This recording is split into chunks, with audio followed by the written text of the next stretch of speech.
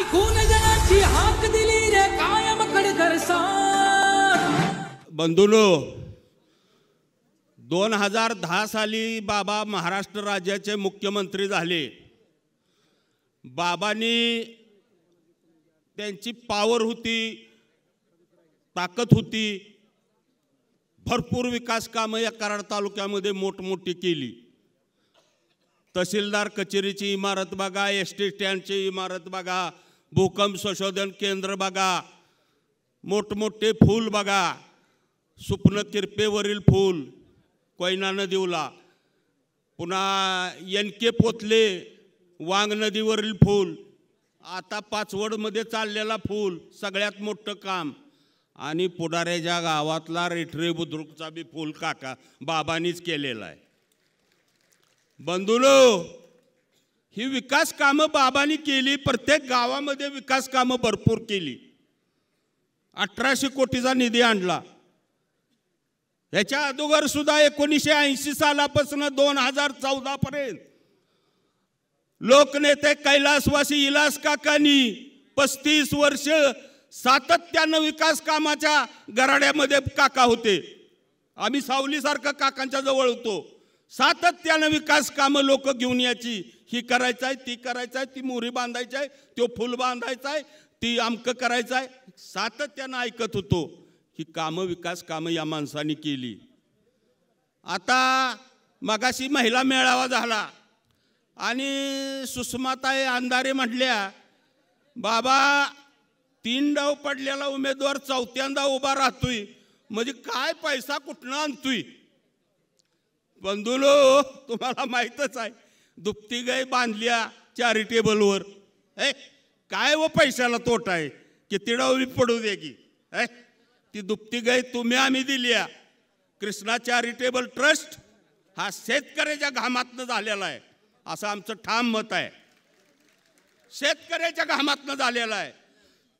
हा कृष्णा कारखाना जर नसता, यशवंतराव भाऊनी जर हा कृष्णा कारखाना उभा केला नसता, तर हा चॅरिटेबल ट्रस्ट उभा राहिला नसता। आम्ही इतक्या वर्ष आरोप करतोय की कृष्णा चॅरिटेबल ट्रस्ट हा शेतकऱ्याच्या पैशातनं उभा राहिलाय। तिने कधी उत्तर दिलेलं नाही, तिने कधीच उत्तर दिलेलं नाही ह्याच्याबद्दल। तिने सांगावं, आमचा पुण्या मुंबईला टाटा बिर्लागत उद्योग होतं, ती इकलं ना, आम्ही इथंही सगळं उभं केलं का? रेटरेतल्या उसाच्या पैशावर ही उभं केलं, हे सांगावं एकडाव, पण ती सांगित नाही, त्याचा उलगडा कधी करीत नाही। बंधूनो, आता हे झालं उमेदवारांचं, पण खरं विचाराची लढत भाजप आणि काँग्रेस या काँग्रेसनं भारत देशाकरता योगदान दिलेलं आहे। स्वातंत्र्य लढ्यामध्ये 100%पैकी 90% काँग्रेस पक्षाचा सिंहाचा वाटा आहे। रक्त सांडले काँग्रेसनं, तुरुंगवास भोगलाय आणि ह्या भारत देशाला स्वातंत्र्य केलेलं आहे।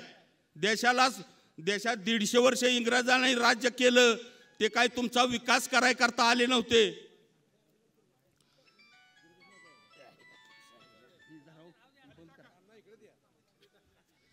बरं का, ते विकास करायला आले नव्हते, ते देश लुटून नेण्याकरता आले होते। देशाला स्वातंत्र्य मिळाल्यानंतर गरिबी होती, या देशामध्ये गरिबी होती, पण त्यावेळचे पंडित नेहरू, त्यांचं केंद्रीय मंत्रिमंडळ, प्रत्येक राज्यातले मुख्यमंत्री, त्यांचं मंत्रिमंडळ, प्रत्येक राज्यातले खासदार आमदार, भारत देशातले सर्व खासदार आमदार एकजुटीनं एक दिलानं विकास कामाच्या मागे लागलेली होती। त्यांनी पहिलं काम, शेतकऱ्याच्या शेतीला पाणी मिळालं पाहिजे, शेतकरी सुखी झाला तर देश सुखी झाला, असं योजना आखलेल्या होत्या आणि त्यांनी हा भारत देशात विकास केला। जलसिंचनचं धरणं मोठमोठी बांधली, तुमची मोठमोठ्या लिफ्ट इरिगेशन योजना केल्या आणि शेतकऱ्याच्या शेतीला पाणी देण्याचं पहिलं कार्यक्रम केला। वीज निर्मिती, जेवढी या भारत देशामध्ये वीज निर्मिती झाली आहे ती काँग्रेस पक्षानं केलेली आहे। ह्याच्या पुन्हा रस्ते, पिण्याचं पाणी, संपूर्ण भारत देशातल्या खासदार आमदारांनी आत्तापर्यंत हेच काम केलेलं आहे, रस्ते, पिण्याचं पाणी आणि पुन्हा आरोग्य सेवा. प्रत्येक गावामध्ये बघा प्राथमिक आरोग्य केंद्र आहेत. ही सगळं काँग्रेसच्या राजवटीमध्ये काम झालेलं आहे. शैक्षणिक सुधारणा असेल ही सगळी काँग्रेसच्या राज्यामध्ये झालेलं आहे. आणि भाजप होतं कुठं हो? ही तवा औषधाला तरी होतं का? ही RSS मधनं पिलावळ तयार झालेली आणि हिनी ही आता ही आले ती इथं आणि ती मोठमोठ्या बाता मारते ती, त्याचा काय उपयोग नाही. हिनी काय केलेलं नाही. आणि त्या भाजपला एक महाराष्ट्रात माणूस गावलेला आहे, देवेंद्र फडणवीस. पक्ष फोडा एक नंबर, माणसं फोडा एक नंबर. ते म्हणजे छत्रपती शिवाजी महाराज होते का नाही, त्यांच्या काळात आनाजी पंत होते, त्यांचा ती पुनर्जन्म झालाय म्हणा हे देवेंद्र फडणवीस. दुसरं काय नाही. ते काय एवढं भाजप म्हणजे काय असं फार मोठं ही नाही, पण ते अलीकडच्या काळामध्ये अहो गांधीजींची हत्या केली तिने. गांधीजींची हत्या तिनेच केली आहे भाजपवाल्यांनी. ते नथुराम गोडसे RSSच पिलावळ. ती गांधीजी सारखा देव माणूस ज्यांनी मोठं क्रांती केली, ज्यांच्या एका हाकेवर लाखोनं हजारोनं लोक सत्याग्रहामध्ये उतरत होती, स्वातंत्र्य लढ्यामध्ये उतरत होती, ते गांधीजी. यासनी बघावलं नाही त्यांचं मोठेपण. हत्या केली तिने गांधीजींची. पंडित नेहरू 11 वर्ष तुरुंगात होते. पंडित नेहरूंची कन्या इंदिरा गांधी पंतप्रधान पदावर असताना हत्या झाली. राजीव गांधी पंतप्रधान पदावर असताना हत्या झाली. अरे काय आहे, केवढं मोठं योगदान आहे. त्यासनी टार्गेट करताय तुम्ही, बरोबर नाही. हे लक्षात ठेवा. तुम्हाला आता ह्या इलेक्शनमध्ये धाडा शिकवल्याशिवाय जनता राहणार नाही. एवढं बोलतो आणि थांबतो. येणारा हा काळ अत्यंत कठीण असा काळ आहे. आज जर आपण पाहिलं तर दोन विचारामध्ये ही लढाई चालू आहे. एका बाजूला देशाचा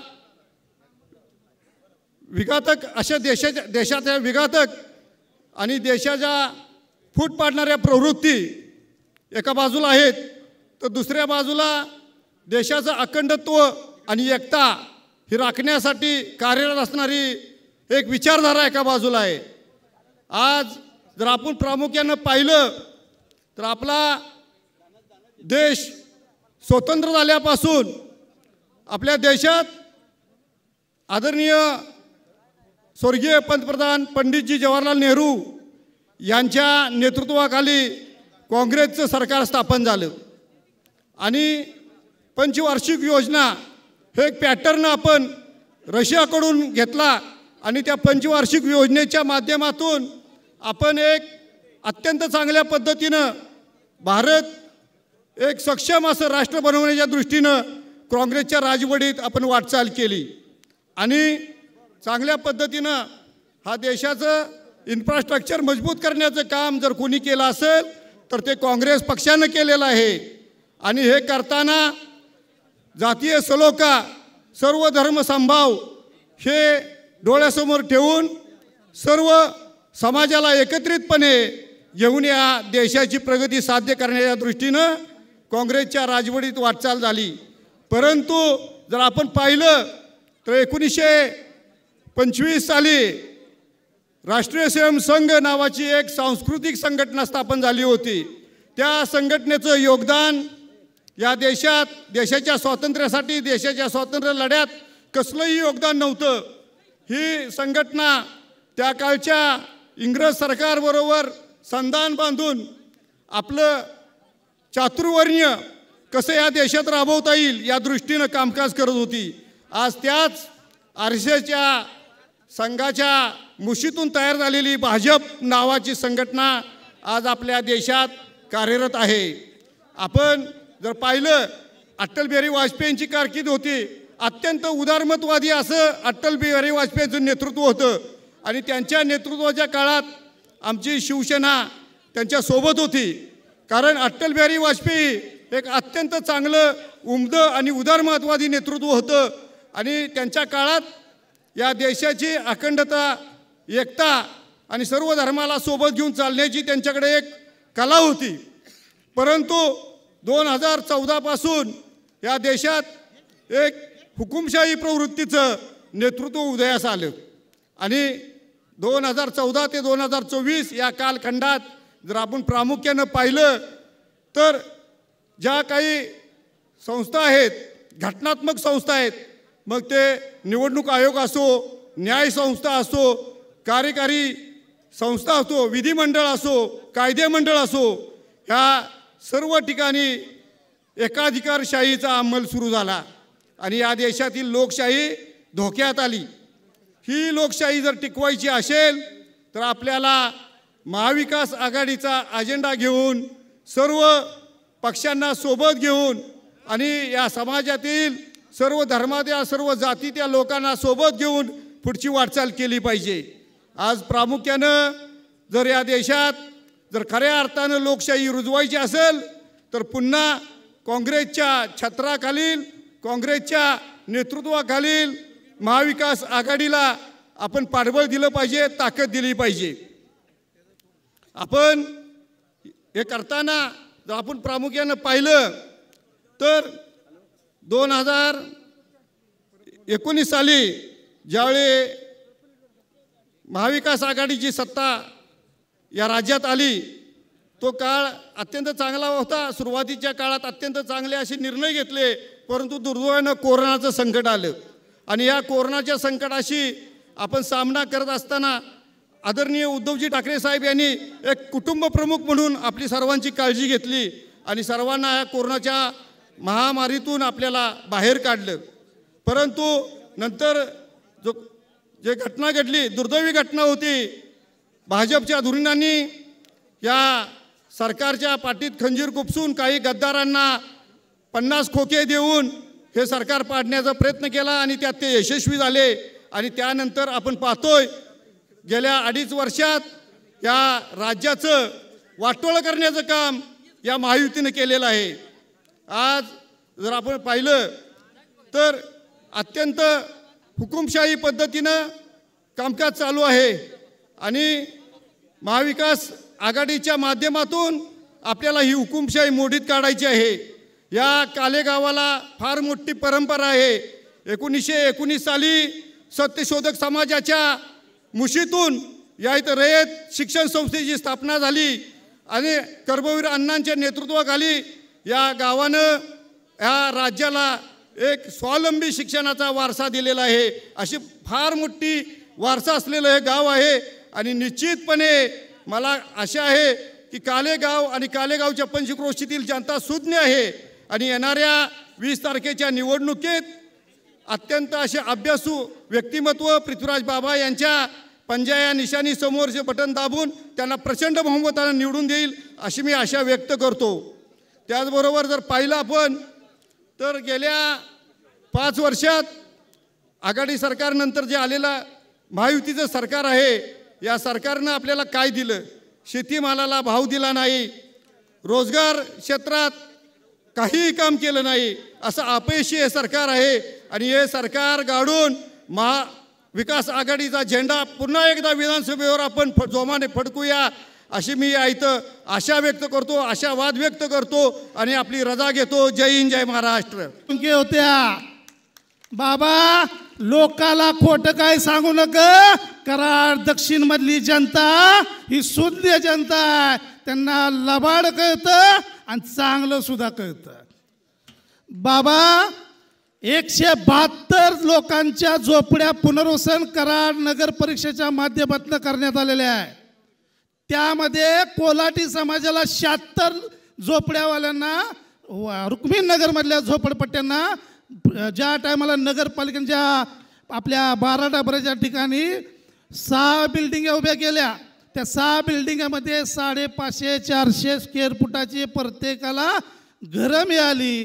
ज्या लोकांना बाबांच्या घराच्या शेजारी जी झोपडपट्टी राहती त्या झोपडपट्ट्यांच्या लोकांनी जे निधी भरायचा असतो, 8,000 रुपये शासनाचा कर भरायचा असतो, त्या लोकांनी भरला नाही. पण त्या लोकांना त्यामुळं ती घरं मिळाली नाही. आणि बहादर काय सांगतो की तुम्हाला तुमच्या घराच्या शेजारच्या झोपड्या घरकुल देता आलं नाही. अरे मग बाबा त्याच्यानंतर 2017 नंतर तुझा नगराध्यक्ष होता, तुझे बहुमतात तुझं सरकार सत्ता होती नगरपालिकेत, नगराध्यक्ष तुझी रोहिणी शिंदे होते. त्या टायमाला काय तू झोपा काढत होता? झोपा काढत होता का त्यो? मग मला सांगा, आता सांगतो, जर मी निवडून आलो तर 100% पहिला निर्णय कुठला घेईल तर घरकुलचा. अहो तेवढं करण्याची गरज नव्हती तर बाबा. तुम्हाला जर कळत होतं त्या माणसांचं 8,000 रुपये जर भरलं असतं तर आज 450 ते 500 स्क्वेअर फूटच्या घरात गोरगरिबाचं कुटुंब राहिलं असतं, त्यांची दिवाळी आज सोन्यानं पिवळी झाली असती. आज कोल्हापूरमधला व्हिडिओ बघितला मी, कोल्हापूरमधला व्हिडिओ बघितला, लाडकी बहीण योजना. लाडक्या बहिणीच्या योजनेच्या माध्यमातून या महाराष्ट्र शासनानं अरे काय तुमच्या खिशातलं पैसे दिलं? अरे आमचा टॅक्स, आमचं घर, आमचं पाणीपट्टी, आम्ही जो कर भरतो त्या करातनं जे तुम्ही आमच्या महाराष्ट्रावर 9,000 कोटी रुपयाचा डोंगर उभा केला, अरे आमचंच पैसे जाणार. आणि कोण म्हणतो, जर काँग्रेसच्या सभेमध्ये जर कोण दिसली बाय 1500 रुपये घेतलेली, बाबा तुझ्या खिशातलं दिलं नाही, तुझ्या घरातलं दिलं नाही, हे आमच्या शेतकरी कष्टकरी जनतेच्या खिशातल्या टॅक्समधलं असणारा पैसा आहे, तुझ्या घरातला नाही. मित्रांनो, बाबांनी काय विकास काम केला? अहो ज्या रस्त्यानं तुम्ही 4 पदरी रस्त्यानं कराड दक्षिणमधला जो प्रचाराचा प्रचार करता, त्या प्रचारामध्ये ज्या रस्त्यानं फिरता ते पृथ्वीराज बाबांनी केलेलं चौपदरीकरणाचं काम आहे. मित्रांनो, आज कराडमध्ये आपल्याला जे फिरायला लागत होतं, सातारला जायला लागतं RTO ऑफिसच्या माध्यमातून, अनेक गोष्टी आहेत. बाबांनी RTO ऑफिस आणलं, MH50 केली, कराड शहराला तालुक्याला ओळख निर्माण करून दिली. RTO ऑफिस झालं, तहसीलदार कचेरी झाली, DYSP ऑफिस झालं, पोलीस स्टेशन झालं, प्रांत ऑफिस, पुरवठा शाखा, शेतू कार्यालय, सगळं भूकंप संशोधन केंद्र, कराड ज्या नदी आपली कृष्णा कोयनेची वाहती त्याला सुरक्षा भीत निर्माण केली. किती कामं सांगायची आणि माणसं म्हणतात आम्ही काम केलं नाही. अहो मला सांगा, विकास कशाला म्हणतात तर इकडून शिकून घ्या. का हे मास्तर आहे, तुम्ही विद्यार्थी आहे. तुम्ही ज्या टायमाला कराड उत्तरमध्ये उभं राहिला त्यावेळेस बालवाडीत होता, परत दक्षिणमध्ये आला, बापानं तुम्हाला पहिलीत घातलं, परत दुसरीला घातलं, आता तिसरीला. या काल्याची जनता त्यांना घरी बसवल्याशिवाय नापास केल्याशिवाय राहणार नाही. एवढंच बोलतो आणि थांबतो. जय बुद्ध, जय भीम, जय भारत. धन्यवाद. आता होऊ घातलेल्या 2024च्या विधानसभा निवडणुकीसाठी काँग्रेस पक्षाचे अधिकृत उमेदवार माननीय आमदार पृथ्वीराजजी चव्हाण बाबा, माजी मुख्यमंत्री महाराष्ट्र राज्य, यांच्या प्रचारार्थ संयोजक पैलवान नाना पाटील यांनी आयोजित केलेल्या ह्या विराट सभेमध्ये उपस्थित असलेले आदरणीय व्यासपीठ आणि मतदारसंघातील प्रमुख कार्यकर्ते आणि मतदार बंधू भगिनींनो, आता जी काय आता इलेक्शनची हवा चालू आहे त्यामध्ये काही मुद्दे आपणाला दुर्लक्षित करून चालणार नाहीत. मुद्द्यावरच बोलायचं म्हटलं तर आपला भाग हा इरिगेटेड भाग असून कारखान्याशी संबंधित भाग आहे. गेले अनेक वर्ष हा कारखाना जे आता भावी आमदार आहेत त्यांच्या मॅनेजमेंटखाली चालू आहे. हा कारखान्याचा मुद्दा घेताना आपण विकासाचे बोर्ड लावले, त्याच्या काय झालं आहे हे सगळ्या वक्त्यांनी सांगितलं आहे, पण खरोखर कारखान्याच्या मुद्द्यावरती कोणी बोलताना दिसत नाही. आज जर बघितलं, सोमेश्वर कारखाना असेल, बारामती कारखाना असेल, 3500-3600 रुपये कारखान्याला यंदाचा दर दिलेला आहे. मग त्याच्यापेक्षा 1%, 2% आपली रिकव्हरी जास्त असून आपला दर 3100 रुपये का? आपल्या कारखान्याचे सगळे उपपदार्थ निर्मिती प्रकल्प चालू आहेत. विशेषतः आपल्या भागातील रयत कारखाना आहे, कुठलाही उपपदार्थ निर्मिती नसतानासुद्धा त्यांनी 3150 एक रकमी दिले. तुम्ही 2-3 बिलात तुम्ही 3100 रुपये दिले, तर असा फरक करण्यामागचा हा उद्देश काय? मग हेच पैसे तुम्ही आमच्या सभासदांचे कापून इलेक्शनला वापरताय का? कुठं भांडी वाट, कुठं पाकिट दे, गाव पुढाऱ्यांना काहीतरी आमिष दाखवू, असल्या गोष्टी करून तुम्हाला कधीही यश येणार नाही. लोकप्रतिनिधींचं काम काय आहे की विधानमंडळात कायदे करणे, मतदारसंघाचा पायाभूत विकास करणे, ह्या विचारावरती ते बोलतच नाहीत. मुद्दा भरकटायचा आणि कुठला तरी मुद्दा काढून काहीतरी माणसांचा संभ्रम करायचा. आज तुम्हाला जर भागाचाच विकास करायचा आहे तर आज तुमच्या ताब्यात असलेल्या ज्या संस्था आहेत त्या संस्थामार्फत जो विकास करायचा तो करा ना. त्याला तुम्हाला कोणी अडवलं आहे का? आज जर 3500, 3600, 3800 रुपये दर तुम्ही जर दिला असता तर तुम्हाला जी पळापळ करावी लागते अजाबात करावी लागली नसती. दुसरे काय मुद्दे आहेत की या कालेगावामध्ये जर मतदान त्यांना कमी झालं, इरिगेशन बंद करू, ही कुठली मुजोरी आहे? असे मुद्दे घेऊन तुम्ही इलेक्शनला सामोरे जाणार आहात का? कामगारांना तुम्ही पत्रकं वाटायला लावता, कामगारांना वेटीस धरता, कुठंतरी शिरवळला 2-2.5 हजार कामगार नोकरी लावतो म्हणता, पण 2009 पासून तुम्ही जे कामगार लावले इलेक्शन झाले की 15 दिवसात तुम्ही काढून टाकलेत. ह्या सगळ्या गोष्टी जर बघितल्या तर यांच्या कुठल्याही भूलथापांना तुम्ही बळी पडू नका. लाडकी बहीण योजना जी चालू केली त्यांनी, त्या लाडकी बहीण योजनेत परवा राहुल गांधींनी पंचसूत्री आपली जाहीर केलेली आहे. त्यामध्ये आपण लाडक्या बहिणीला 3000 रुपये देणार आहोत. ह्यांचे 1500 रुपये जर बघितले तर त्या डबल पैसे काँग्रेस पक्ष तुम्हाला सत्तेत आल्यावर देणार आहे. 3 लाखापर्यंतची सगळी कर्जमाफी शेतकऱ्यांची करणार आहेत. महिलांना फुकट प्रवास देणार आहेत महाराष्ट्रभर, कुठेही फिरा. अशा समाजोपयोगी योजना घेऊन आपले सरकार पुढं जाते आणि ह्या जाहीरनामा समितीचे अध्यक्ष आपले पृथ्वीराज चव्हाण बाबा आहेत. या पृथ्वीराज चव्हाण बाबांनी ह्या योजना संकल्पना आपल्या समोर आणलेल्या आहेत. आणि आपण जर एवढा दृष्टा नेता आपल्या मतदारसंघाचा प्रतिनिधित्व करणार असेल तर प्रत्येकानं मला वाटते 2 पावलं पुढं होऊन स्वतःहून उमेदवार आहे असं समजून प्रत्येक ठिकाणी आपल्या बूथमध्ये, आपल्या गावामध्ये, आपल्या घरामध्ये प्रचार केला पाहिजे आणि जास्तीत जास्त मतदान कसं आपणाला होईल याकडे प्रत्येक कार्यकर्त्यांनी मतदारांना लक्ष दिलं पाहिजे. आता काय गोष्टी ते अधोरेखित करते की करोना काळात आम्ही त्यांना मदत केली, बिलं माफ केली. कृष्णा चॅरिटेबल ट्रस्ट हा ट्रस्ट आहे. ट्रस्ट म्हणजे समाज उपयोगी संस्था आहे. या संस्थेनं जर काय बिलं माफ केली तर त्यांचा इन्कम टॅक्स माफ केला जातो. तेच पैसे तुम्हाला बिलात घालून दिले जातात. म्हणजे तुमचे पदरचं तुम्ही काय दिलेलं नाही. कोरोना काळात काय बेड दिले, कोरोना काळात मदत केली म्हणतात, पण त्यावेळा महाविकास आघाडीचं सरकार होतं. महाविकास आघाडीच्या सरकारनं 1.5 लाख रुपये प्रति पेशंटला निधी मंजूर केला होता. ते पैसे घेऊन तुम्ही त्यांची सेवा केली आहे, फुकट केलेली नाही का केली आहे हो सांगा. मग असं असताना त्याचा गवगवा करण्यात तुम्ही असं करू नका. जे सत्य आहे ते जनतेसमोर मांडा आणि ज्या विकासाच्या गप्पा तुम्ही करताय तो विकास राज्य शासनाच्या मार्फत तुमच्यापर्यंत आलेला आहे. तरी सर्व मतदारांनी आपल्या बाबांचं नाव 3 नंबरला आहे, 3 नंबर समोरचं बटन दाबून, हाताच्या पंजावर बटन दाबून भरघोस मताने विजय करावी एवढं सांगतो आणि थांबतो. मतदारसंघातील महाविकास आघाडीचे अधिकृत उमेदवार महाराष्ट्र राज्याचे माजी मुख्यमंत्री पृथ्वीराज बाबा यांच्या प्रचारार्थ ही काले या गावी भव्य अशी सभा आयोजित केलेली आहे. या सभेला मार्गदर्शन करण्यासाठी बाबांचं एक 10 मिनिटात इथं आगमन होतं आहे. इथं उपस्थित रवी भाऊ इथं उपस्थित राहिलेले आहेत, पाटणकर साहेब आहेत, नितीन काशीद आहेत आणि पाठीमागच्या लाईनला भाऊ मनोहर भाऊ वगैरे सर्व काँग्रेसचे पदाधिकारी आणि प्रमुख मंडळी मित्र. आपल्याला या ठिकाणी विधानसभेची निवडणूक 20 तारखेला आहे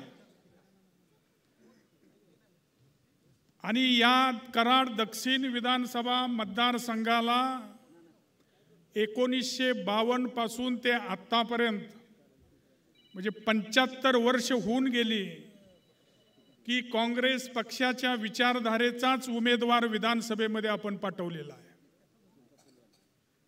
यशवंतराव मोहिते भाऊ असतील, 80 नंतर 2014 पर्यंत 35 वर्ष स्वर्गीय लोकनेते विलासकाका पाटील उंडाळकर यांनी या विधानसभा मतदारसंघाचं नेतृत्व केलं.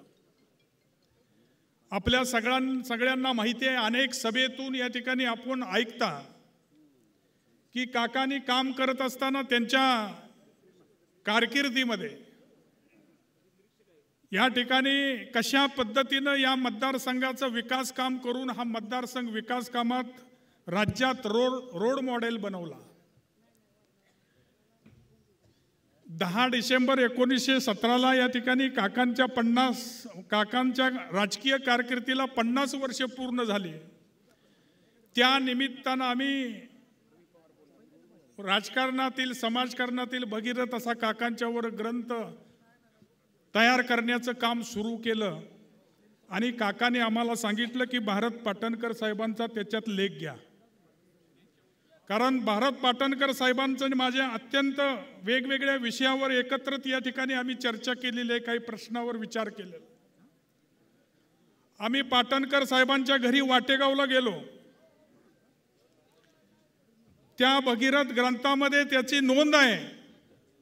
पाटणकर साहेबांनी त्यांचे विचार या ठिकाणी काकांच्या बाबतीमध्ये मांडत असताना एक आठवण सांगितली की विलास काका ज्या वेळेला पुनर्वसन मंत्री होते त्यावेळेला मराठवाडी धरणाच्या पुनर्वसनाचा प्रश्न घेऊन या ठिकाणी आम्ही आंदोलन करत होतो.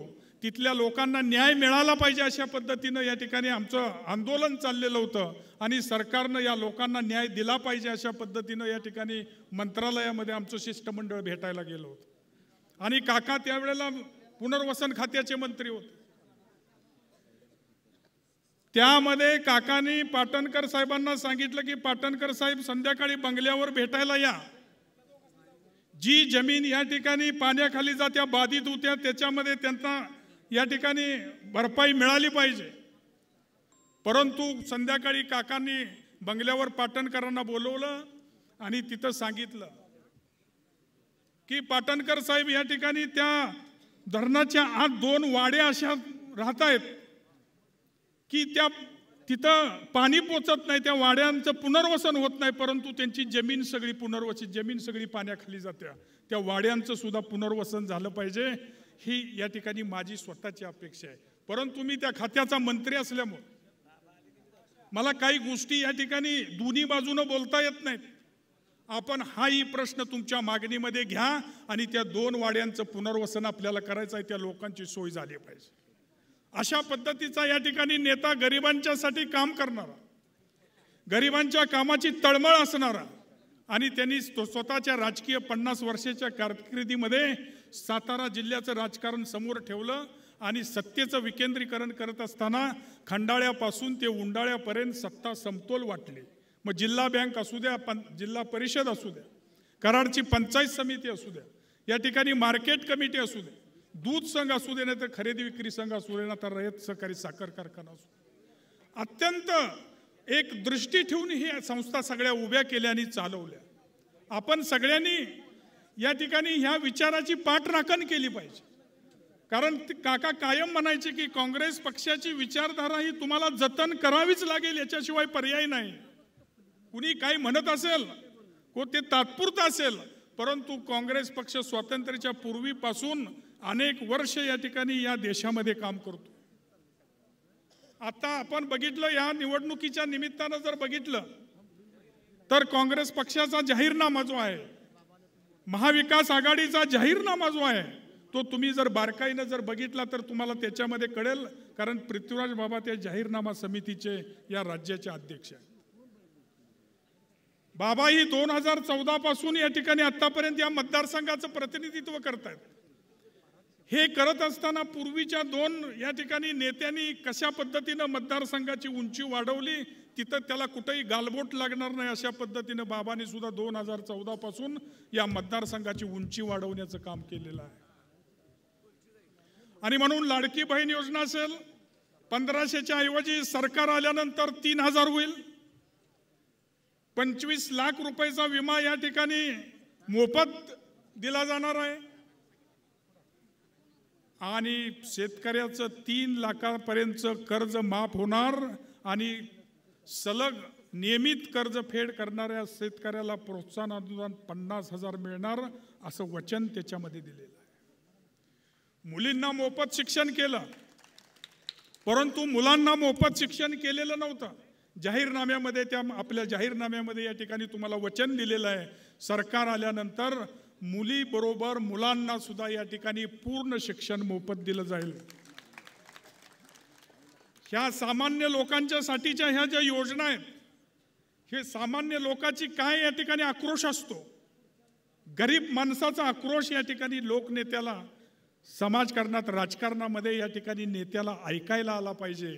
आणि हा जर आक्रोश ऐकायला आला तर अशा पद्धतीच्या योजना त्याच्यामध्ये. कृष्णा हॉस्पिटलच्या माध्यमातून राजकारण होत आहे, अनेक जणांच्या वक्तव्यामध्ये येतं, भाषणामध्ये येतं.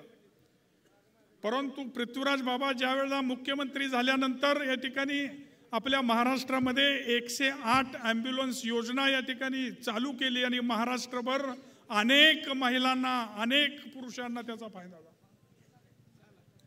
महिलांना या ठिकाणी 50% एसटीत सवलत होती. आता 23 तारखेनंतर सरकार येणार आहे, महिलांना 100% या ठिकाणी एसटी मोफत प्रवास करून.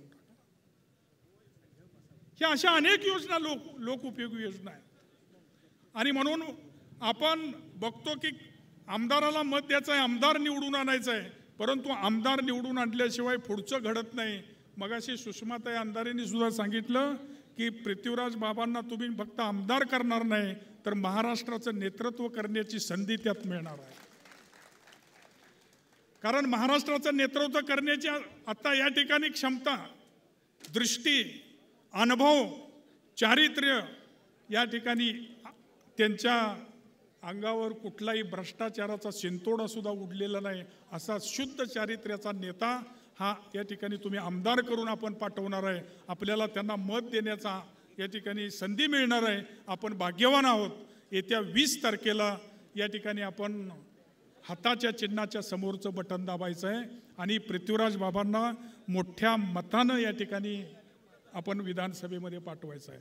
शेवटचा एक मुद्दा सांगतो आणि मी थांबणार आहे. आपल्याला हॉस्पिटलच्या माध्यमातून या ठिकाणी आपला उंडाळे जिल्हा परिषद गट असेल, काले जिल्हा परिषद गट असेल, इथं सरकारी दवाखान्यांची या ठिकाणी जिथं आवश्यकता आहे तिथं सरकारी दवाखान्यांची निर्मिती या ठिकाणी झालेली आहे. उंडाळ्याला आता ग्रामीण रुग्णालय आहे. येत्या काही काळामध्ये या ठिकाणी दादाने आणि बाबा या ठिकाणी लोकप्रतिनिधी आहेत, आमदार आहेत. उंडाळ्याला 100 खाटाचं हॉस्पिटल या ठिकाणी चालू होणार आहे. तुम्ही उपचाराची आणि त्या ट्रस्टवर राजकारणाची काळजी करू नका. रयत सहकारी साखर कारखाना 2,500 क्षमतेनं चालत होता. येत्या सीझनला तो 5,000च्या क्षमतेनं चालणार आहे. नुसत्या साखरेवर 3250 रुपये भाव दिलेला आहे. आता या ठिकाणी त्याची कॅपॅसिटी वाढल्यामुळं या तालुक्यातील ऊस उत्पादक शेतकऱ्यांनी ऊसाचं राजकारण होईल अशा पद्धतीतली भीती कुठं मनात असेल तर ती काढून टाकावी. या ठिकाणी रयत सहकारी साखर कारखाना शेतकऱ्यांच्या हितासाठी आणि सेवेसाठी सज्ज आहे.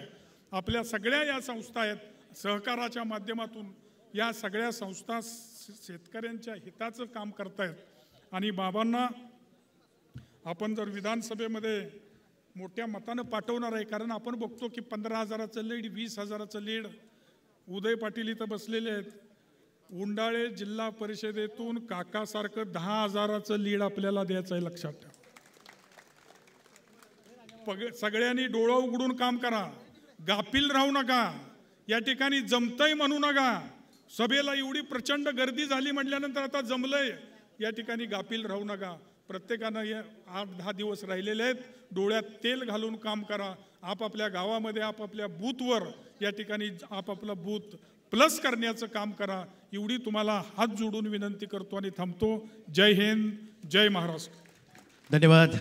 राज्य विकास सुनिश्चित केले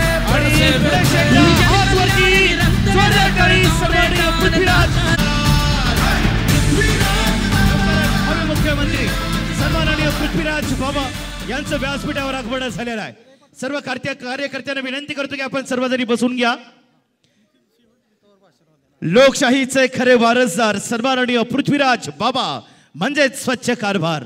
अधिकृत उमेदवार आपल्या कराड दक्षिणचे नेते महाराष्ट्राचे माजी मुख्यमंत्री पृथ्वीराज बाबा, डॉक्टर भारत पाटणकर, रवींद्र पवार, काटकर सर, नितीन काशीद, आत्ताच वकील साहेब आलेले जानूगडे वकील साहेब, मनोहर शिंदे आणि सर्व व्यासपीठ. कारण आत्ता एक शिवाजी अप्पा बंडानाना म्हणजे बऱ्याच बाबा सगळं विषय आपल्या कारखान्याच्या दृष्टीनं ग्रामीण भागातला जो विषय आहे अतिशय कळकळीचा. कारण हे गावचं ग्रामपंचायतचा इलेक्शन नाही, हे महाराष्ट्रातला दिशा देणारं इलेक्शन आहे. आणि कालेगावच्या वतीनं बाबा तुम्हाला एक सांगतो, कारण हे मत आहे ते महाराष्ट्राच्या मुख्यमंत्र्याला मत आहे. कारण या गावात कालेगावात पुरोगामी विचाराचं गाव आहे, रे शिक्षणची संस्था काल्यात झालेली आहे. पण आजची परिस्थिती बघितली तर कमीत कमी 23 कोटी रुपये बाबा 2024 पासून तुम्ही दिलेले आहेत. कारण ज्या वाड्या वस्तीतली लोक ग्रामपंचायतला 40-40 वर्ष एकमेकाला मदत करणारी, गुडगाभर कमरे एवढ्या ह्याच्यातनं चिखलातनं लोक दूध घाला येत होते, आज तिथं तुमच्या विकास कामातून वस्तीपातळीवर विकास तुमचा गेलेला आहे. बऱ्याच गोष्टी बोलायचं झाल्या तर कारखान्याचा एक विषय आमचा ज्वलंत उदाहरण आहे.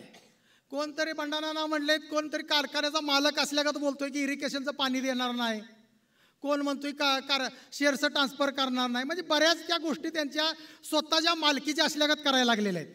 पण एक सांगतो, जी मागं सुद्धा 2014 सांगितलं होतं, तुम्ही तिरकं लागला तर मला सुद्धा तिरकं लागा येतं. तुम्ही चुकीच्या पद्धतीनं जाऊ नका. लोक चांगल्या विचार करतात, चांगल्या पद्धतीचा विचार करतात. एक विकास कामाचं मॉडेल बाबाकडे बघितलं जातं आणि पुढचा जो उमेदवार आहे तो कशा पद्धतीनं प्रत्येकाला दादा बाबा म्हणून करतो ही मी प्रत्येकाला तिथनं जाऊन आलेल्याची चांगलं माहिती आहे. मला 1-2 गोष्टीचं बाबा आपल्याला आवर्जून सांगायचं आहे कालेगावच्या वतीनं.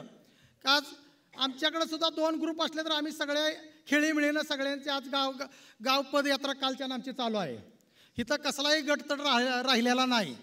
आणि आज उदयदादा असते म्हणजे त्यांच्या बऱ्याच गोष्टी देण्यात आल्या असत्या की कालेगावच्या दृष्टीनं पूर्णपणे ताकदीनिशी ही जनता तुमच्या पाठीशी राहील. कारण कृष्णा कारखान्याचा ह्यो सभासद वर्ग, कारण 400 कमीत कमी 400 रुपयानं टनाला आमचं हिने मारलेत कृष्णा कारखान्यानं. कारण रयत कारखाना 1 रकमी 3100 रुपये देतो आणि कृष्णा कारखान्यात 3100 रुपये देतो. 3150 आणि 50 म्हणजे कमीत कमी 10 टनाचा प्रत्येकाचा शेतकऱ्याचा कमीत कमी ऊस असतो. आमच्यासारख्या बंडाना म्हणले ते 500-1000 टन हे आमचा जातोच. पण ही नुकसान भरपाई शेतकऱ्याची कुणाची? आता ते पैसे देतात म्हणजे आमचंच पैसे देतात. ते काही पदरचा पैसा देत नाही. प्रत्येकाला का खोक्याची पद्धत जी चालू केल्या बोलवून तुला काय पाहिजे, तुला नोकऱ्या, कुठल्या नोकऱ्या नाही ज्या. आता ते शिरवळला शाखा म्हणजे काल आज सुद्धा महिला बाबा बोलत होत्या वंडाला, तिने वाळव्यापासून महिला बोलवल्या होत्या. म्हणजे इथल्या स्थानिक होत्या का महिला? आज जो सभासद आलेला आहे तिथला जो जनता तुमच्यावर प्रेम करत्या ही टोटल लोक आपल्या मतदारसंघातले, ती बाहेरचा कोण नाही. आणि मी परत एकदा विनंती करतो, पाटणकर साहेब आलेत, वाकुर्डी योजनेच्या बऱ्याच गोष्टी आम्हाला काल्यापत्र बाबांच्या तुमच्या कृपेनं आम्ही दरवर्षी एकदा तरी पाणी आणायचा प्रयत्न करतो. हे ज्वलंत प्रश्न आहे आमच्या गावच्या दृष्टीनं. आम्ही जुजारवाडीपात्र पाणी वर्षाला नेतो. पण ह्याच्या एक प्राधान्याच्या हिशोबानं कोण स्वतःला म्हणतं आमचंच पैसे घेतो, 3 लाख भरलं, 6 लाख भरलं ना आम्हानेच सांगतो आम्ही तुमच्या भरलं. म्हणजे शेतकरी इथं भरायला तयार असताना पण पळणं कुणाला तरी वरच्या भाजपच्या मंत्र्याला फोन करायचा आणि बळवणूक अडवणूक करायची. आमचीच पाण्याची तंटा, जेव्हा पाणी तंटा असते तेव्हा बाबा 1 महिनाभर त्याचं आढावा बैठक घेतात. पण जेव्हा ही बैठक झाली म्हटलं की ह्यासनी जाग येते. अशी काही मित्रमंडळी ह्यात येते. तर आता परत एकदा सांगतो की बाबा आम्ही काल्याच्या वतीनं स्पष्ट सांगतो आम्ही कमी पडणार नाही, एवढीच ग्वाही देतो. आपण सगळी जर आला त्याबद्दल आपलं कालेगावच्या वतीनं मी स्वागत करतो. जय हिंद, जय महाराष्ट्र. धन्यवाद. सन्मान्य पैलवान पृथ्वीराज बाबा, माझे सहकारी डॉक्टर भारत पाटणकर, व्यासपीठावरील सर्व मान्यवर, कारण 10चं टायमिंग आहे, उमेदवारांना विस्तृतप्रमाणे बोलायला संधी मिळाली पाहिजे, त्यामुळे सर्वांची नावं काही घेत नाही, थोडक्यात या ठिकाणी मांडतो. या गावामध्ये यापूर्वी माझ्या अनेक वेळेला सभा झाल्यात. हे गाव एक विचारानं चालणारं गाव आहे, तत्वानं चालणारं गाव आहे.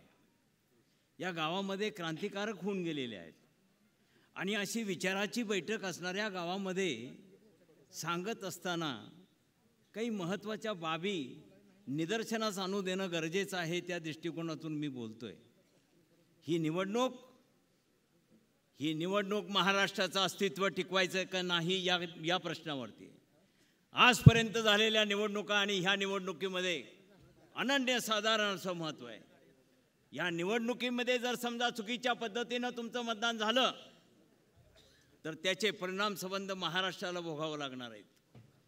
महाराष्ट्रामधलं जे मुंबई आहे, ती मुंबई ही महाराष्ट्राची नव्हे तर संबंध देशाची आर्थिक राजधानी आहे. आंतरराष्ट्रीय म्हटलं तरी सुद्धा ते वावगं ठरणार नाही. आणि ही मुंबई गुजरातला मिळावी याकरता त्यावेळेला त्यांचा प्रयत्न चालला होता. आणि त्यावेळेला ही मुंबई महाराष्ट्राला मिळावी याकरता म्हणून संयुक्त महाराष्ट्र समितीचा चळवळ चालू झाली, लढा चालू झाला. आणि तो लढा इतका मोठा झाला की हुतात्मा चौकामध्ये ज्या वेळेला हे आंदोलन चालू होतं त्यावेळेला गुजरातचे मोरारजीभाई देसाई यांनी त्या आंदोलनकर्त्यावरती 105, 106 या आंदोलनकर्त्यांच्यावरती छातीवरती गोळ्या झाडल्या आणि त्यांचे मुडदे पाडले. मुंबई तुम्हाला मिळालेली ते सहजासहजी मिळालेली नाही. 106 हुतात्म्यांचं त्या हुतात्मा चौकामध्ये रक्त सांडलेलं आहे. आणि यानंतर संबंध महाराष्ट्र पेटला आणि महाराष्ट्र पेटल्यानंतर मग मुंबई ही महाराष्ट्राला मिळालेली आहे. त्यावेळेपासून या गुजरातच्या मध्ये मुंबई मिळाली नाही याचं शल्य आहे. कारण मुंबई ही संबंध देशाची आर्थिक राजधानी आहे. ही मुंबई आपल्याला मिळाली पाहिजे अशी ह्या गुजरात लॉबीची त्या ठिकाणी इच्छा होती. आणि त्या दृष्टिकोनातून त्यांची पावलं त्या ठिकाणी चालू झालेली आहेत. आज तुम्ही जर बघितलं तर एकंदर महाराष्ट्रामध्ये एकंदर 17 मोठे उद्योग या ठिकाणी आलेले होते. लक्षावधी लोकांना या ठिकाणी रोजगार मिळणार होता. हे 17 उद्योग त्यांनी या देवेंद्र फडणवीस यांनी हे गुजरातला देऊन टाकले. त्याचप्रमाणे या मुंबईमध्ये असणारी आंतरराष्ट्रीय काही ऑफिसेस मोठमोठी जी होती ती सगळी गुजरातला नेली. महाराष्ट्राला त्यांना या ठिकाणी कंगाल करायचं आहे, महाराष्ट्र उद्ध्वस्त करायचं आहे. हा कुटील डाव या गुजरात लॉबीचा आहे आणि या भाजपचा आहे. आणि त्यात जर महत्त्वाची भूमिका जर कोण करत असेल तर तो महाराष्ट्राचा व्हिलन देवेंद्र फडणवीस. या देवेंद्र फडणवीसाला दिल्ली जे सांगल त्याप्रमाणे ते करतायत. एवढे मोठे उद्योग तुम्ही पाठवले, इतर मोठमोठे ऑफिसेस तुमचे सगळे या गुजरातला त्या ठिकाणी गेलेले आहे. महाराष्ट्राचं मुंबईचं महत्त्व त्यांना ठिकाणी कमी करायचं आहे. हा कुटील डाव असल्यामुळं या निवडणुकीमध्ये तुम्ही स्थानिक तुमचं काय आहे यापेक्षा हा विषय अत्यंत महत्त्वाचा आहे, तो विचारात घ्या. आणि त्या 106 हुतात्म्यांचं बलिदान वाया जाऊ देऊ नका. महाराष्ट्राची मुंबई जर कायम राहायची असेल यावेळेला महाविकास आघाडी कोणत्याही परिस्थितीमध्ये सत्तेमध्ये येणं गरजेचं आहे. त्याकरता वाटेल ती किंमत मोजावी लागली तरी चालेल, हे लक्षात ठेवा. दुसरी गोष्ट जी महत्त्वाची आहे ती मी सांगतो. आता जास्त वेळ घेत नाही, बाबांना बोलायचं आहे. लाडकी बहीण चाललेली आहे आणि लाडकी बहीण चाललेली असताना सर्वत्र त्याच्यावरती एक महत्त्वाचा मुद्दा मी या ठिकाणी मांडतोय की मनुस्मृती जी आहे त्या मनुस्मृतीचं पुरस्कार करणारी ही भाजप आहे. आणि ज्या वेळेला डॉक्टर बाबासाहेब आंबेडकरांनी घटनेचा मसुदा मांडला त्याच वेळेला या RSSचे असणारे गोळवलकर गुरुजी यांनी त्या ठिकाणी म्हटले की हा घटना कशा करता पाहिजे, मनुस्मृती आहे की मग हे कशा करता पाहिजे. त्यावेळेपासून त्यांनी विरोध केला. डॉक्टर बाबासाहेब आंबेडकरांच्या कमिटीनं मांडलेला जो घटना जी होती ह्या भाजपच्या लोकांनी दिल्लीला त्या ठिकाणी घटना जाळली. त्यांना ही संबंध घटना त्यांना त्या ठिकाणी मान्य नाही. आणि त्यामध्ये त्यांचं म्हणणं की शूद्रानं लिहिलेली ही घटना आहे, आम्हाला ती कदापि मान्य नाही. त्यांचा विश्वास आहे मनुस्मृतीवरती. आणि मनुस्मृती म्हणजे काय? मनुस्मृती म्हणजे त्या ठिकाणी असं आहे की ब्रह्मदेवाच्या तोंडातून जन्मले ते ब्राह्मण, खांद्यातून जन्मले ते क्षत्रिय, बेंबीतून जन्मलेले ते वैश्य आणि पायातून जन्मलेले आहेत ते त्या ठिकाणी दलित. आणि ह्या दलितांनी ह्या सगळ्यांची त्या ठिकाणी सेवा करायची. आणि या पद्धतीनं मनुस्मृतीमध्ये दुसरा एक महत्त्वाचा भाग आहे की जो लाडक्या बहिणीशी संबंधित आहे. मनुस्मृतीमध्ये असा उल्लेख आहे की स्त्रियांना कसलाही हक्क अधिकार नाही. पूर्वीची जुन्यातली माणसं असेल तर मी आठवण करून देतो.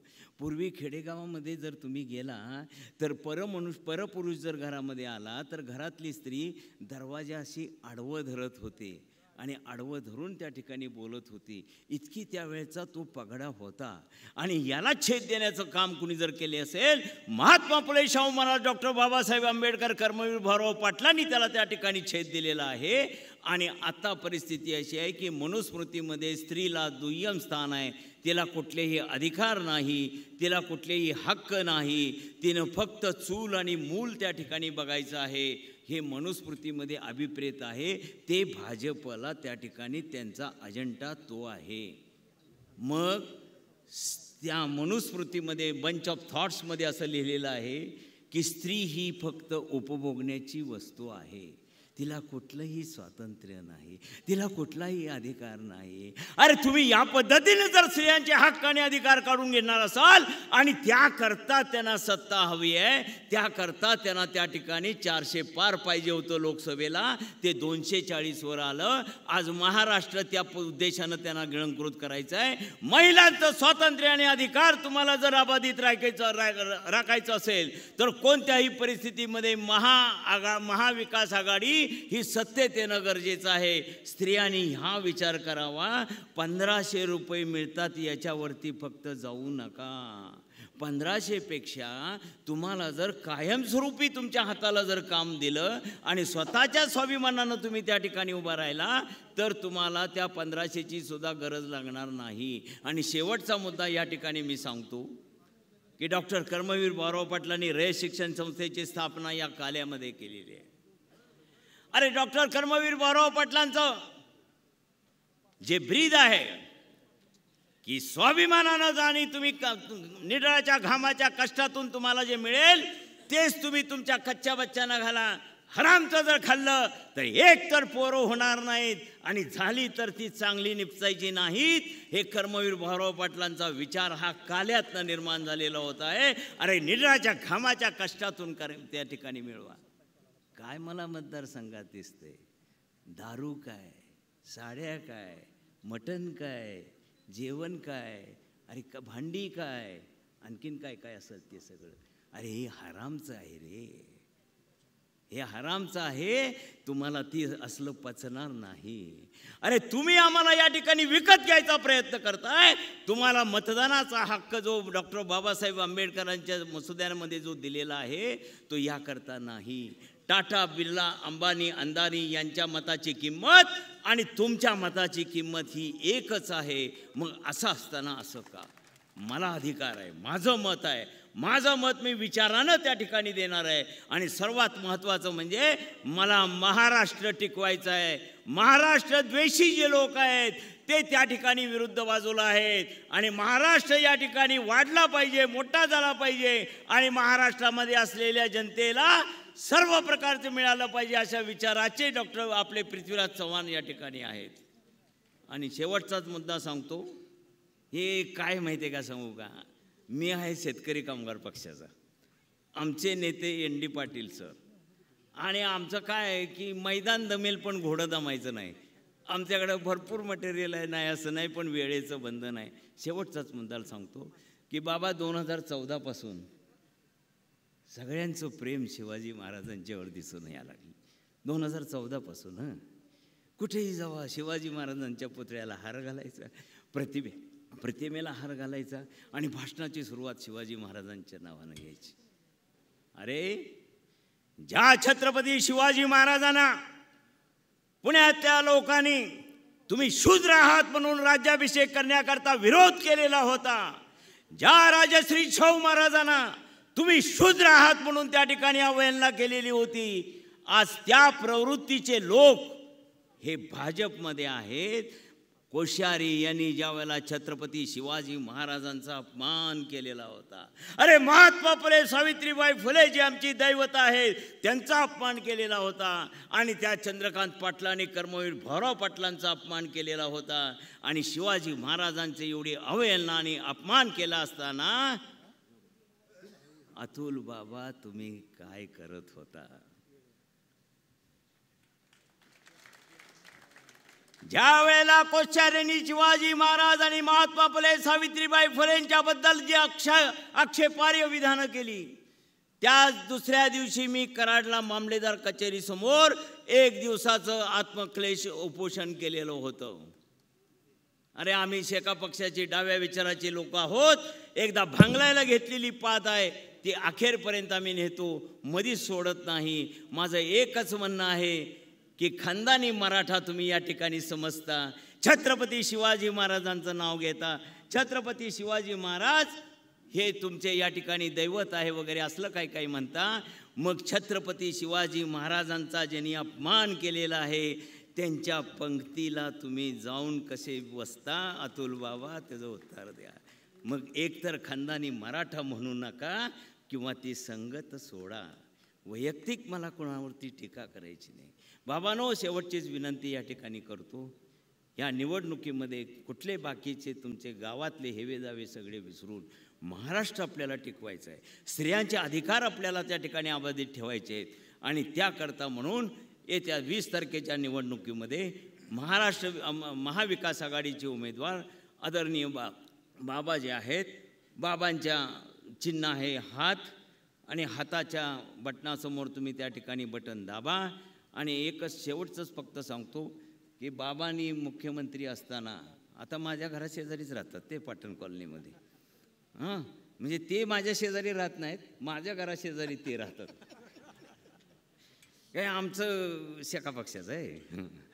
तर एक सांगतो तुम्हाला, एक उच्च विद्याविभूषित, हायली क्वालिफाईड, नंबर 2 चारित्र्यानं शुद्ध, कोणी असं बोट दाखवू शकत नाही, ईडी बीडी CBI जवळपास सुद्धा फिरकू शकत नाही, एवढं सर्वार्थानं शुद्ध. आणि मुख्यमंत्री असताना या मतदारसंघामध्ये त्यांनी 1800 कोटी रुपयाची कामं केलेली आहेत.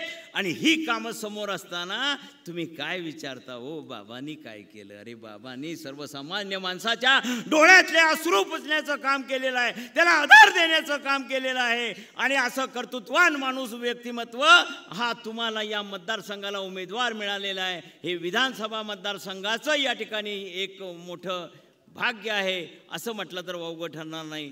पुन्हा एकदा विनंती करून मी आपली रजा घेतो.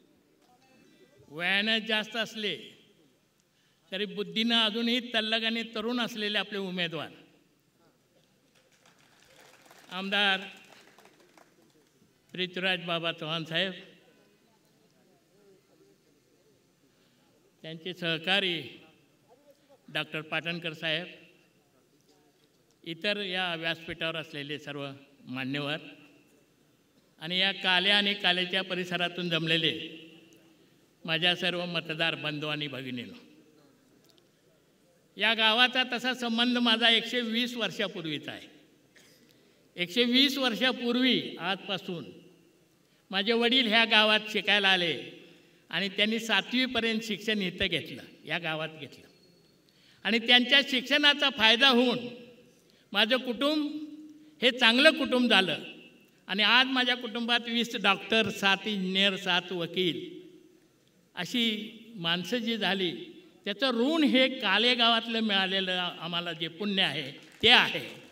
आणि त्या ऋणातनं काहीतरी मुक्त व्हावं आणि तुमच्याशी काहीतरी प्रेमाचा संवाद साधावा म्हणून या निवडणुकीच्या निमित्तानं मी आपल्या गावाकडे आलेलो आहे. इथं माझे एक मित्र भीमराव दादा म्हणून आहेत, ते माझे स्नेह आहेत, माझे सिनियर आहेत, त्यांचाही मी आदर करतो. बंधू आणि भगिनींनो, ही निवडणूक ग्रामपंचायतीची नाही, ही निवडणूक कारखान्याची, पंचायत समितीची, जिल्हा परिषदेची नाही, ही निवडणूक आहे महाराष्ट्र राज्याची.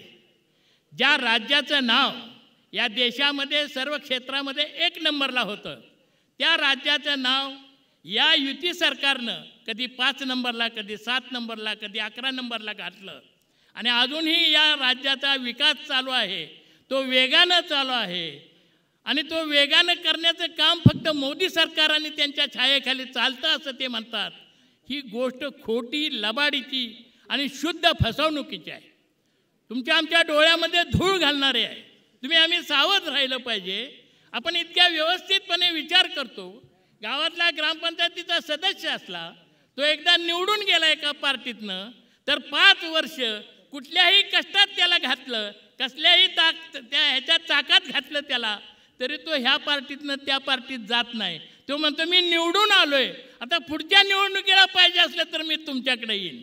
पण ह्या विधानसभेमधले काही बदमाश लोक, ज्या बदमाशांनी आपल्याकडून मतं घेतली, आपल्याकडून ते विजयी झाले, विधानसभेचे सदस्य झाले, लाखो रुपये खर्च करण्याचे अधिकार त्यांना मिळाले, लाखो रुपयाचा पगार ज्यांना मिळाला, ते लाचार होऊन खोक्यासाठी त्यांनी आपली इमानदारी विकली आणि आम्हाला महाराष्ट्राला सबंध देशामध्ये खाली मान घालायची पाळी या लोकांच्यामुळं आली.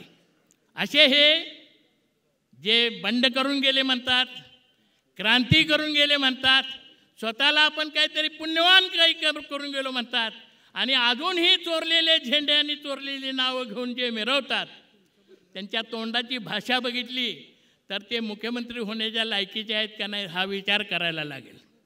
काय बोलतात ते बोलतात जोड्यानं मारा, विधानसभेमध्ये जाऊन जोड्यानं मारा, आत जाऊन जोड्यानं मारा. काय बोलतात काय? महाराष्ट्राच्या मुख्यमंत्र्यांची ही एक काय परंपरा आहे का? ज्या महाराष्ट्राचे मुख्यमंत्री यशवंतराव चव्हाण होते, त्यांचंही ते ह्या कराडमधून निवडून गेलेले होते. त्याच कराडमधून यशवंतराव चव्हाणसारखे, यशवंतराव मोहिते यांच्यासारखे, विलास काकासारखे आणि आता बाबांच्यासारखी अशी सन्माननीय माणसं, विचाराची माणसं ही निवडून गेली.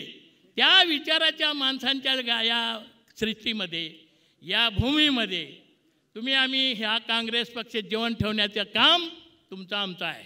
हा काँग्रेस पक्ष जिवंत आता सातारा जिल्ह्यामध्ये आता तर या फक्त दक्षिण कराडमध्ये आहे, आणि तुमची ना आमची डोळ्यात तेल घालून रात्रंदिवस आपली पायी करायची पाळी आलेली आहे की हा काँग्रेस पक्ष सातारा जिल्ह्यातनं निर्माण झालेला, देशामध्ये उज्ज्वल नाव केलेला जो पक्ष यशवंतराव चव्हाण साहेबांनी तयार केलेला आहे, तो टिकवायचा असेल, त्याचं नाव ठेवायचं असेल, आणि तो देशाच्या आणि या महाराष्ट्राच्या मुंबईमध्ये आपलं नाव चांगलं अबाधित ठेवायचं असेल तर बाबांच्यासारखा शुद्ध चारित्र्याचा, सफेद शर्टाचा, अतिशय उज्ज्वल विचाराचा, शांत, संयमी आणि अतिशय बुद्धिमान माणूस आपण पाठवला पाहिजे. ज्याच्या अंगावर डाग नाही असा एक उमेदवार एका बाजूला आहे, आणि ज्याच्या अंगावर डाग ठेवायला जागा नाही असा एक उमेदवार दुसऱ्या बाजूला आहे. तुम्ही विचार केला पाहिजे. ज्यांना अभ्यास करून डिग्र्या मिळवल्या तो माणूस एका बाजूला आहे, ज्याला डिग्र्या घरात आणून दिल्या तो माणूस दुसऱ्या बाजूला आहे. याचा तुम्ही विचार केला पाहिजे. तुमच्या आमच्यामध्ये पैसा आणतात, वाटतात, देतात, कुणाला साडी दे, कुणाला भांडी दे, कुणाला 4 दिवसाची नोकरी दे. आम्ही विचारलं पाहिजे. लोकशाही डॉक्टर बाबासाहेब आंबेडकरांनी आम्हाला अधिकार दिलाय. तुमच्या आणि माझ्या मताचा अधिकार एकच आहे, त्याची किंमत एकच आहे. तुम्ही त्यांना विचारलं पाहिजे, तुम्ही वाटता तो पैसा तुम्ही आणला कुठून ते आधी आम्हाला सांगा, आणि मग आम्हाला तो पैसा द्या. काळे धंदे करून पैसे मिळवलेले असतील तर ते पैसे घेऊन तुमचा संसार सुखाचा होणार नाही. ते पैसे घेऊन तुमची मुलं चांगली शिक्षण करणार नाहीत. ते पैसे घेऊन ते समृद्ध होणार नाहीत, आणि तुमच्याही जीवनामध्ये समृद्धी येणार नाही. या देशामध्ये हे महाराष्ट्र राज्य पुन्हा सुसंस्कृत उच्च दर्जाचं करायचं असेल तर त्या महाराष्ट्रामध्ये विधानसभेमध्ये या महाआघाडीच्या सरकारला आपण पाठवलं पाहिजे. त्यांच्या घोषणा आहेत, अनेक घोषणा त्यांनी केल्या. आता एक 1500 रुपयाची लाडकी बहीण योजना ही घोषणा केली मध्यंतरीच. 2.5 वर्षाचं सरकार होतं त्यावेळी घोषणा केली नाही. 1500च्या घोषणेबद्दल आम्हाला वाईट वाटत नाही. 1500ची घोषणा देऊन बहीण विकत घेता येत नाही. 1500च्या घोषणेनं बहिणीला भावाच्या घरी पाणी भरायला बोलवायचं नाही आहे. ते पाणी भरायला बोलवत आहेत. बहिणीला 1500 रुपये द्या, मला मत द्या. दिलं नाही तर फोटो काढा, त्यांचं 1500 कमी करा. असला धंदा काँग्रेस करणार नाही. काँग्रेसच्या वचननाम्यामध्ये बहिणीला 3000 रुपये देण्याचं ठरवलेलं आहे, आणि हे 3000 रुपये देत असताना ते सन्मानानं ती जी घरासाठी, कुटुंबासाठी भांड्याचं, स्वयंपाकाचं जे काम करतं, स्वच्छतेचं काम करतं, मुलं निर्माण करण्याचं काम करतं, मुलांना समृद्ध शिक्षण देण्याचं काम करते, त्याच्या बदल्यामध्ये हा तिला दिलेला रोजगाराचा भत्ता आहे असं आपण हे मानलं पाहिजे. आणि म्हणून आपण 20 तारखेला काळजीपूर्वक आणि 20 तारखेपर्यंत काळजीपूर्वक आपण राहावं आणि हाताच्या पंजावरती शिक्का मारून बाबांना अशा मतानं निवडून द्या की माझी तुम्हाला विनंती आहे की एकदा कुस्ती झाली, दुसऱ्यांदा झाली तरी पैलवान पुन्हा त्या फडावर उभा राहिलेला आहे. आता ह्यावेळी असा उचलून आपटा की पुन्हा त्याला उभं राहायची सोय राहणार नाही. एवढीच विनंती करून आपली रजा घेतो. जय हिंद, जय महाराष्ट्र. गणमाता निरुती, बळीराजा, तथागत गौतम बुद्ध, महात्मा फुलेंनी ज्यांना जहामर्द म्हटलं ते मोहम्मद पैगंबर, येशू ख्रिस्त, देशाला समतेची परंपरा देणाऱ्या वारकरी संप्रदायाचं प्रतीक Shri Vitthal, Chhatrapati Shivaji Maharaj, Ahilyabai Holkar, Mahatma Jyotirao Phule, Savitribai Phule, Karl Marx, Rajarshi Chhatrapati Shahu Maharaj, doctor Babasaheb Ambedkar, Karmaveer Bhaurao Patil, Krantisinh Nana Patil, Lokshahir comrade Annabhau Sathe आणि या देशाच्या स्वातंत्र्यासाठी, संयुक्त महाराष्ट्राच्या चळवळीसाठी, शेतकऱ्यांच्या आणि कामगारांच्या, स्त्रियांच्या चळवळीमध्ये जे हुतात्मे झाले त्या सर्वांना वंदन करून अत्यंत थोडक्यामध्ये वेळ संपत आलेला असल्यामुळं मी आपल्यासमोर काही मुद्दे मांडण्याचा प्रयत्न करणार आहे. हे काले गाव, या गावामध्ये 1942 साली माझे वडील क्रांतीवीर बाबूजी पाटणकर हे पार 47-52 सालापर्यंत जाऊन येऊन या पूर्वीच्या पिढीला माहीत असतील ते आलेले आहेत. त्यातली बरीचशी पिढी नसणार आहे आत्ता. त्यामुळं काले गावाशी चळवळीचा संबंध स्वातंत्र्यपूर्व काळातला आहे. पण त्याच्याही आधी काले हे गाव 1921 ते 1928 या काळामध्ये जी ब्राह्मण्यशाही आणखीन जमीनदारशाहीच्या विरुद्ध संघर्ष झाला आणि शेतकऱ्यांनी संप केला, 1.5 वर्षाचा संप केला. त्या संपामध्ये सगळ्यात पुढाकारात जर कुठलं गाव असेल तर काले गाव होतं. त्यांनी शेतकऱ्यांच्या चळवळीची सुरुवात महाराष्ट्रातली तुमच्या गावानं केलेली आहे हे आपल्याला माहीत पाहिजे. आणि या संपाच्या नंतर सरकारला काही निर्णय घ्यावे लागले हे आपण लक्षात घेतलं पाहिजे. या सगळ्या कालखंडामध्ये पुढं जाऊन मगाशी उल्लेख झाला, रयत शिक्षण संस्थेची स्थापना खरं म्हणजे याच गावामध्ये झाली आणि त्यानंतर रयत शिक्षण संस्था सातारला आणि तिथून पुढं महाराष्ट्रभर पसरली. आणि म्हणून कालेगावच्या लोकांना मी आवाहन करतो की सत्यशोधक चळवळीची परंपरा असणारं गाव असल्यामुळे मी आवाहन करतो की या देशाची जातीव्यवस्था कायम राहिली पाहिजे. उतरण जातीची मगाशी भाई पवारांनी सांगितलं तशी याच्याखाली तो त्याच्याखाली तो हे राहिलं पाहिजे. याच्या विरुद्ध बंड करणारी परंपरा असलेलं गाव हे तुमचं गाव आहे. इथं सर्व प्रकारच्या असमानतेच्या विरुद्ध लढणारं गाव तुमचं गाव आहे. आणि म्हणून या मतदारसंघामध्ये सगळ्यात जास्त लीड हे कुठल्या गावानं दिलं पाहिजे? कुठल्या गावानं दिलं पाहिजे? काले गावानं दिलं पाहिजे. बरोबर आहे का? हात वर करून सांगा. तेव्हा या काले गावाचं लीड सगळ्यात जास्त आहे. आणि मी मागच्या सभेमध्ये विंगाच्या म्हणालेलो होतो की या ठिकाणी महाराष्ट्रातलं सगळ्यात जास्त जर बहुमत कोणाला मिळणार असेल तर ते आपल्या पृथ्वीराजजी चव्हाणांना मिळणार आहे. त्यामध्ये तुमचा वाटा सगळ्यात जास्त असणार आहे. या ठिकाणी मुद्दा मला उल्लेख केला पाहिजे की काही 1-1.5 दिवसापूर्वी या महाराष्ट्रामध्ये येऊन गुजरातच्या एका माणसानं जे दिल्लीच्या मंत्रिमंडळात आहेत अशा माणसाने या भागात येऊन असं विधान केलेलं आहे की छत्रपती शिवाजी महाराजांना जर तरुण लोकांचा पुरवठा कोणी केला असेल, त्यांना राज्य उभा करण्यासाठी सगळं बळ जर कोणी दिलं असेल तर ते जिजामातांनी दिलं नाही, ते संत तुकोबारायांनी दिलं नाही, ते शहाजी महाराजांनी दिलं नाही, तर ते रामदास स्वामींनी दिलं आहे की जे रामदास स्वामी ब्राह्मण किती झाला तरी भ्रष्ट तरी तो तिन्ही लोके श्रेष्ठ असं लिहितात. अशा माणसानं शिवाजी महाराजांना बळ दिलं, त्यांच्यामुळे ते राजे झाले असं महाराष्ट्रात येऊन हा माणूस बोललेला आहे. या माणसाचं नाव काय आहे? काय आहे? अमित शहा आहे. या माणसाचा सगळीकडेच निषेधाचा ठराव झाला पाहिजे, पण कालेगावात तर तो झालाच पाहिजे. म्हणून मी हा ठराव मांडतो की या माणसाला इथून सगळ्या ठिकाणून महाराष्ट्रात बंदी घातली पाहिजे आणि याच्यापर्यंत जे विधान आहे त्याची त्यांनी माफी मागितली पाहिजे. त्याचा आम्ही निषेधाचा ठराव करतो. हात वर करून निषेधाचा ठराव. शेवटचा मुद्दा मांडून मी थांबणार आहे. इथं वाळूच्या उपशाचा एक प्रश्न तयार झाला होता. कोणाला आठवतोय का? दक्षिण महाराष्ट्रामध्ये वाळूचा उपसा प्रचंड काही वर्षापूर्वी झालेला होता, चालू असतो होता. आणि आपल्या जमिनी आपल्या विहिरींचं आणि लिफ्टचं जे प्रश्न होता तो तीव्र बनलेला होता. त्यावेळेला मी इथं आलेलो होतो. आठवतं का तुम्हाला? हां. आतासुद्धा पाण्याचा वेगळ्या अर्थानं प्रश्न आहे. काय झाले, मध्ये आपण एक आंदोलन केलं की 10 पटीनं पाणीपट्टी वाढली. लिफ्ट इरिगेशन योजनांची सरकारनं वाढवली 10 पटीनं. 1000 जे होतं त्याच्याऐवजी 13,000 झालं. तुम्ही त्या मोर्चात आला होता की नाही मला माहीत नाही, कोल्हापूरच्या.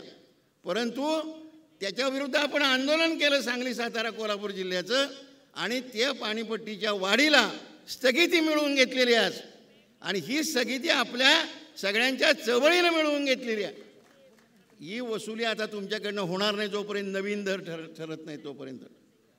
पण तोपर्यंत आपण वारणेचं पाणी हे जे इकडं नुसतं सोडलं जाते त्याच्याऐवजी जे शिल्लक पाणी वारणेचं आहे, जे लपून ठेवलं होतं ते उघड केलेलं आहे. आणि उघड करून या वारण्याच्या पाण्याला या ठिकाणी हे स्वस्त पाणी आपल्याला मिळणार आहे.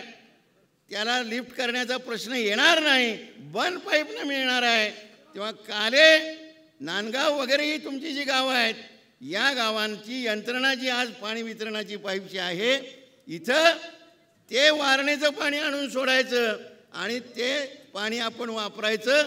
अशा तऱ्हेनं मंजुरी आपण मिळवून घेतलेली आहे. आणि आता बाबांच्या आणि आमच्या सगळ्यांच्या एकत्र प्रयत्नातून आपलं सरकार ज्या वेळेला आता येणार आहे ना आपलं सरकार, तर हे सरकार जे आपलं येणार आहे या सरकारच्या काळामध्ये त्याला आता फक्त पैशांची मंजुरी पाहिजे आहे. ते आपलं सरकार देणार म्हणजे देणार. आणि या गावाला सुद्धा पाणी पुन्हा महागडं मिळते असं प्रश्न राहणार नाही. पाणी उतरानं येणार आणि अत्यंत स्वस्त दरानं पाणी आपल्या शेताला मिळणार आहे. एकरी जास्तीत जास्त 2,000 किंवा 3,000 रुपये अशा दरानं उसाला पाणी मिळणार आहे. बाकीच्या पिकांना आणखीन स्वस्त मिळणार आहे. ही चळवळसुद्धा आपल्याला करायची आहे. आणि ही चळवळ करत असताना आता आपलं सरकार असल्यामुळं लढावंही. आणि या ठिकाणी आगमन झालेलं कराड दक्षिणचा ठाण्या भाग सन्माननीय ॲडव्होकेट उदयसिंह दादा. टाळ्या, जोरदार टाळ्या झाल्या पाहिजेत. सन्माननीय ॲडव्होकेट उदयसिंह दादा आपली खिंड लढवून पुन्हा.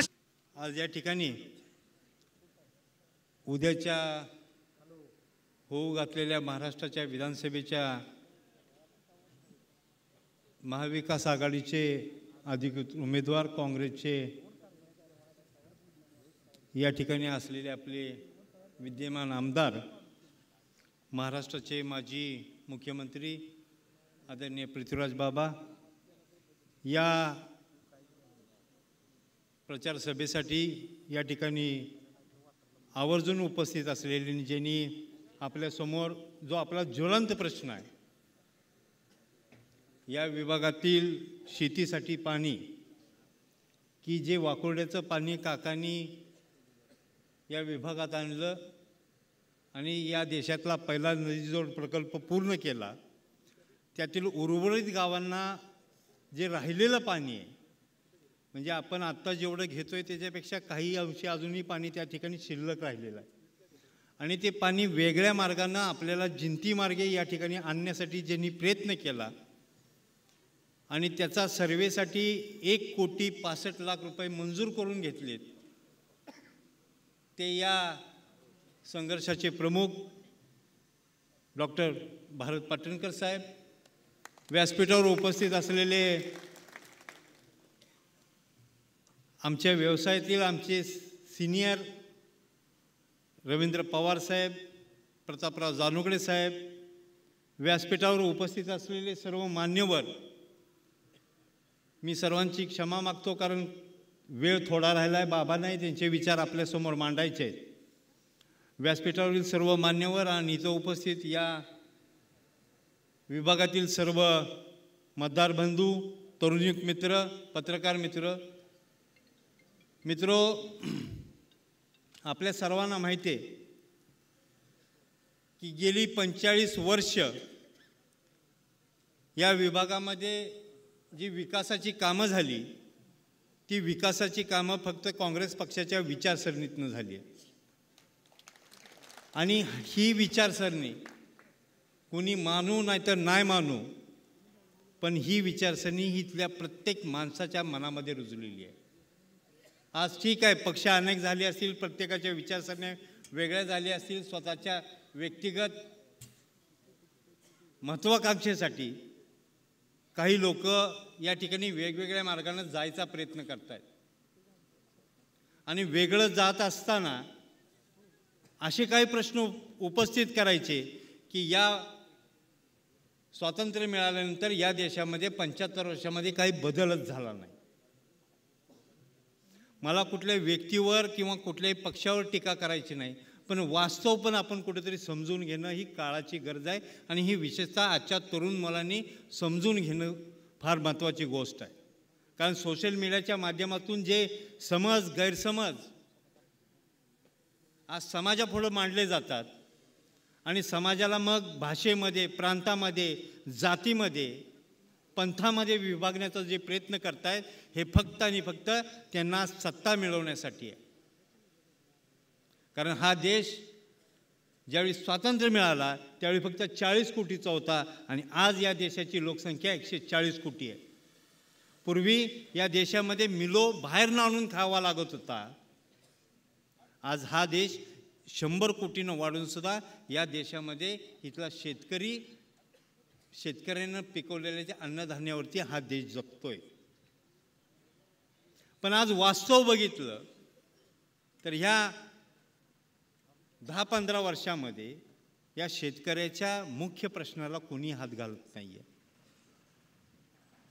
पण ही योजना काँग्रेसनं पूर्वी सुरू केली ती, आज तिची नावं बदलून समाजामध्ये वेगळ्या पद्धतीनं तुमच्यासमोर आणण्याचा प्रयत्न होतोय. मित्रो, या गोष्टींकडे तुम्ही बारकाईनं पाहणं फार गरजेचं आहे. कारण व्यक्तिद्वेष करून कधीही समाजाची प्रगती होऊ शकत नाही. कारण काकांनी सातत्यानं एका विचारसरणीवरती काम केलं, कारण काकांनी काँग्रेसची विचारसरणी मांडली होती. आज महाविकास आघाडीमध्ये अनेक पक्ष एकत्र आहेत, त्यांचा कॉमन अजेंडा एकच आहे. ठीक आहे, प्रत्येकाचे प्रिन्सिपल साध्य करण्यासाठी त्यांचे मार्ग हे वेगळे असतील, पण त्यांचं अंतिम ध्येय एकच आहे की या देशाची लोकशाही टिकली पाहिजे, या देशाचं संविधान राखता आलं पाहिजे. कारण या लोकशाहीचा मूळ गाभा हा संविधान आहे. आणि काही मुठभर लोकांना की ज्यांच्याकडं वाममार्गानं पैसा आला आहे, अशी भांडवलदार, असे सरंजामशाह आज समाजाला वेटीला धरून ह्या घटना बदलण्याचा प्रयत्न, या घटनेची चौकट बदलण्याचा प्रयत्न करतायत. आणि ती वाचवणं तुमचं आमचं काम आहे. ठीक आहे, आपल्याला आज लोकसभेच्या निवडणुकीमध्ये फार मोठ्या प्रमाणात यश मिळालं नाही, आपण सत्ता परिवर्तन करू शकलो नाही. पण मित्रो, जे कोणी आज आपल्या प्रतिगामी लोक आपल्या समोर उभे होते, त्यांना ह्या गोष्टीचा विचार करावा लागला की मित्र पक्षांना जवळ घेतल्याशिवाय आपण सत्तेमध्ये जाऊ शकत नाही. म्हणून निकाल लागता वेळी त्यांची भाषा बदलली. एका व्यक्तीच्या नावानं ते बोलत होते, नंतर ते एका आघाडीच्या नावानं बोलायला लागले. हे वास्तव तुम्ही करून दाखवलंय. ठीक आहे, यश मिळालं नसेल, पण संघर्षाची भूमिका घेतली म्हणून आज आपण इथपर्यंत पोचलो. राहुल गांधींनी तेवढ्यासाठी पदयात्रा काढली. कन्याकुमारीपासून काश्मीरपर्यंत चालत जाणं ही चेष्टा नाही आहे. 3,500 किलोमीटर चाललाय तो माणूस. ध्येय काय? तर या देशाचं अखंडत्व राहावं. कारण या देशाचं अखंडत्व फक्त 2-3 गोष्टीतच टिकून आहे. एक, हा देश विविधतेत एकता दाखवतो. दुसरं, या देशाचा तिरंगा. आणि तिसरं, या देशाची घटना. या 3 सूत्रात हा देश बांधला आहे. आणि या 3 सूत्रासाठी या देशातल्या हजारो लोकांनी बलिदानं दिली आहेत स्वातंत्र्य मिळवण्यासाठी. म्हणून माझी तुम्हा सर्वांना विनंती आहे, कोण काय सांगतोय, कोण काय आमिष दाखवतोय, या आमिषाकडे भुलू नका. या आमिषानं तुम्हाला काही साध्य होणार नाही. आज व्यक्तिगत स्वार्थ साध्य होईल, पण समाजाची रचना बिघडून जाईल. आणि जोपर्यंत समाजाची रचना स्थिर नाही तोपर्यंत कुठलाही माणूस हा या समाजामध्ये संरक्षित राहू शकत नाही. त्याला जर का स्वतःचं संरक्षण करायचं असेल, स्वतःचं व्यक्तिमत्व घडवायचं असेल, तर त्याला या देशाचं अखंडत्व टिकवण्यासाठी याच विचारसरणीवरती काम करावं लागेल. अन्यथा ही जी भांडवलदारशाही लोक आहेत की ज्यांच्याकडं वेगवेगळ्या मार्गाने पैसा आला आहे, या लोकांना फक्त सत्ता आणि पदं पाहिजेत. आणि त्यांच्या दुर्दैवानं, आपल्या सुदैवानं, आपल्या घटनेमध्ये, आपल्या लोकशाहीमध्ये ही तरतूद फक्त मताच्या पेटीद्वारेच आहे. म्हणून आज ती लोक तुम्हाला रात्री 1-1 आणि 2-2 वाजता भेटत आहेत. पण यापूर्वीची 2 महिन्यापूर्वीची परिस्थिती बघितली तर दिवस बसला तरी तुम्हाला ती भेटत नव्हती. माफ करा, टीका करायची नाही आहे, पण वास्तव पण आणलं पाहिजे ना समोर. वास्तव नाकारून कुणी जगू शकत नाही. आणि वास्तव टिकवायचं असेल तर संघर्षाची भूमिका घ्या. वेळ प्रसंगी व्यक्तिगत स्वार्थाला तिलांजी देणं हे तुमचं आमचं काम आहे. कारण आपल्या पूर्वजांनी आपल्याला त्यागाची भूमिका दिली. आज जी लोक आपली संस्कृतीची ग्वाही देऊन आपल्याला सांगतात, ती संस्कृती काय? संस्कृती आपल्याला त्याग स्वीकारते, स्वार्थ आपल्या संस्कृतीत नाही आहे. अनेक गैरसमज पसरवले जात आहेत. मित्रो, त्याच्याकडे लक्ष देऊ नका. कारण काकांनी ज्यावेळी या सर्व घटनेला एकत्रीकरणाचा ज्यावेळी काकांनी घाट घातला आणि आपली पंकजमध्ये एक जी सभा झाली, त्या सभेत सुद्धा काकांनी याच गोष्टीचा उल्लेख केला की पृथ्वीराज चव्हाणांनी माझा पराकोटीचा संघर्ष झाला. काकांनी ना कबूल केलं नाही, पण काकांनी हेही त्या ठिकाणी सांगितलं की आमचा संघर्ष हा व्यक्तिगत नव्हता, वैचारिक होता. पण ज्यावेळी या दोघांच्या लक्षात आलं की आपल्या वैचारिक संघर्षामध्ये समाजाची लचके तोडणारी ही सरंजामशाही प्रवृत्तीची लोक एकत्र येऊन या समाजाची लचके तोडतायत, त्यावेळी त्यांनी निर्णय केला की आता एका विचारसरणीमध्ये काम करणारी आपण सर्वजण जर का एकत्र झालो नाहीत तर आपल्याला या ठिकाणी तरुणोपाय नाही. म्हणून काकांनी या ठिकाणी या सर्व गोष्टीचा घाट घातला आणि आज हे चित्र उभं केलं. म्हणून माझी फिरून तुम्हा सर्वांना विनंती आहे, व्यक्ती कोण उभी आहे ही फार महत्त्वाची बाब नाही आहे. महत्त्वाची बाब आहे विचारसरणीचा आपण पुरस्कार केला पाहिजे. आणि एवढीच गोष्ट उद्याच्या 20 तारखेला करा. आणि बाबांच्या नावासमोर, चिन्हासमोर जे हाताचा पंजा आहे की ज्या पंजाला आपण अनेक वर्ष या ठिकाणी जपलंय, त्याला पुन्हा एकदा प्रस्थापित करून पुढचे मार्ग सुकर करूया, एवढीच या ठिकाणी विनंती करतो आणि आपली सर्वांची रजा घेतो. जय हिंद, जय महाराष्ट्र. वादळ जोरदार टाळ्यांनी स्वागत करूया. कराड दक्षिणचे महाविकास आघाडीचे अधिकृत उमेदवार सन्माननीय दमदार आमदार पृथ्वीराज बाबा बोलतायत. हात वरती, जोरदार टाळी आदरणीय पृथ्वीराज बाबांसाठी. काल्याच्या या ऐतिहासिक प्रचार सभेचे प्रमुख मार्गदर्शक ॲडव्होकेट उदयसिंग पाटील उंडाळकर, डॉक्टर भरत पाटणकर, ॲडव्होकेट प्रतापराव जानूगडे, शेतकरी कामगार पक्षाचे ॲडव्होकेट रवींद्र पवार, शिवसेनेचे श्री नितीन काशीद, आजच्या सभेचे संयोजक नाना पाटील, सर्व मंचकावरील मान्यवर, खूप मोठी यादी आहे पण वेळ पुरणार नाही. म्हणून सन्माननीय मंच आणि या ऐतिहासिक कालेगावच्या सभेमध्ये उपस्थित आपण सर्व बंधू भगिनी आणि युवक मित्रांनो, वेळ फक्त 5 मिनिटाचा राहिला आहे. मला काही फार निवेदन करायचं नाही आहे. मी आपल्यासमोर दक्षिण कराड मतदारसंघाचा महाविकास आघाडीचा आणि काँग्रेस पक्षाचा उमेदवार म्हणून उभे आहे.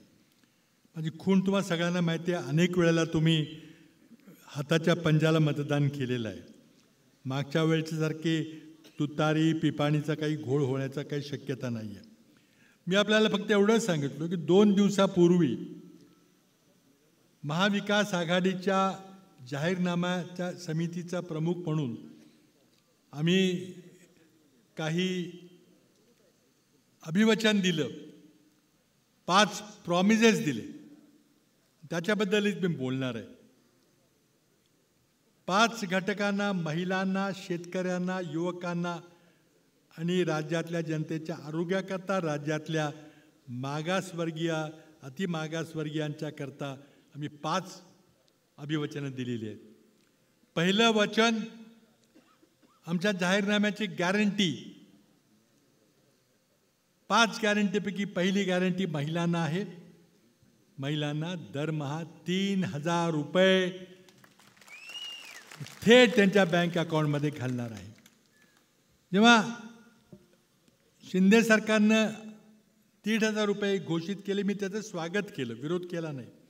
कारण मी कर्नाटक आणि तेलंगणामध्ये 2,000 रुपये आज देतोय. आणि म्हणून 1,500 का तुम्ही 2 का दिलं नाही विचारलं. पण आम्ही राहुल गांधी खडगेजी सर्वांनी दिल्लीमध्ये बसून गंभीर विचार केला की महाराष्ट्राची जी गेल्या 10 वर्षामध्ये परिस्थिती केलेली आहे, शेतकऱ्याचे जे हाल केलेली आहेत, युवकांना रोजगार नाही आहे, महिलांच्या महागाईमुळं कंबरट बोडलेलं आहे, या परिस्थितीमध्ये आपल्याला 1,500 2021 भागणार नाही. आणि म्हणून मी महिना 3,000 रुपये देण्याचा पहिला निर्णय घेतलेला आहे. त्याचबरोबर महिलांना संबंध महाराष्ट्रामध्ये STचा मोफत प्रवास करण्याचा आम्ही गॅरंटी दिलेली आहे. ही पहिली गॅरंटी महिलांना.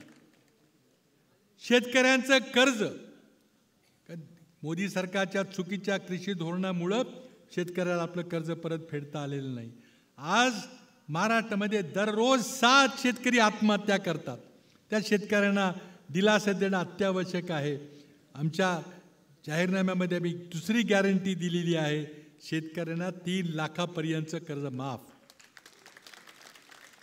आम्ही तिसरी गॅरंटी दिलेली आहे, या राज्यातल्या सर्व जनतेला आरोग्याची गॅरंटी दिलेली आहे. मी मुख्यमंत्री असताना राजीव गांधी जीवनदायी आरोग्य योजना, जिचं नाव पुढं महात्मा ज्योतिबा फुले आरोग्य योजना म्हणून आलं, त्या योजनेमधून 1.5 लाखापर्यंत मोफत उपचार होत होता.